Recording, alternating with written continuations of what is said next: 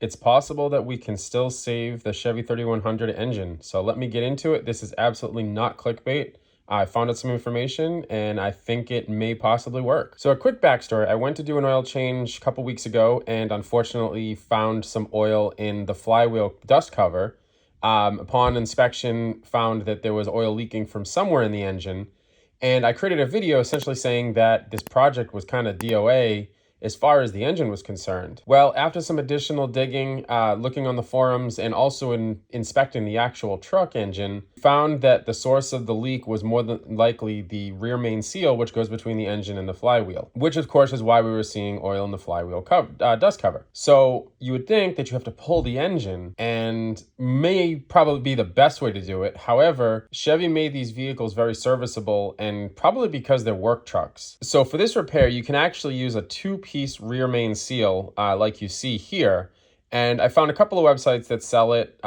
Was originally going to grab it from this website in question, but when I got to the checkout, I noticed a couple of things. There's no way to use, Apple Pay or PayPal or anything like that. So I'm not a huge fan of putting all my personal information in a website that I don't know. Additionally, I noticed that the copyright date is severely outdated. So you can see from this photo here, this is the cover that goes over the main bearing, and the rear main seal is in here. Now, these trucks have what's called a rope seal, and in order to put that in, you do need to take the engine out.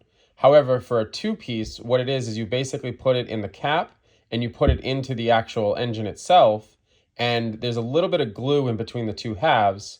You offset it slightly, and when you close it up, it seals. I've seen that they're hit or miss. The thing about this truck is I'm trying not to pull the engine, not because I don't think that it should be done or would, allow us to do more work. We're trying to actually enjoy this vehicle before we do its much bigger overhaul later this year. Now, this is kind of the last ditch of effort of trying to get this vehicle running, simply because it's costing us more money, and quite honestly, it's delaying the inevitable. However, we really want to be able to take this out with the family, and I'm at this point just determined to do so. So to quickly recap, it seems like we'll be able to replace this with just some, basic hand tools, and probably don't even need a jack because this vehicle is actually pretty high off the ground. I'm gonna have to drain the oil, of course, which I was gonna have to do for an oil change anyways. Order these couple of parts, obviously have to drop the oil pan, and subsequently we'll have to replace the oil pan gasket, which has its own fun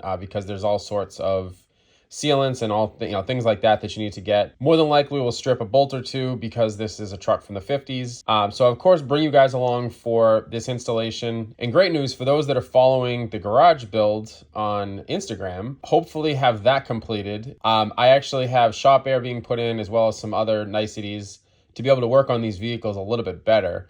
And then finally get into the Mustang, which was actually put up for sale a couple months ago, and I'll explain that in the next video. It's not for stupid reasons. I actually had a valid reason. I'm pretty convinced that I'm keeping it, so more on that in the future.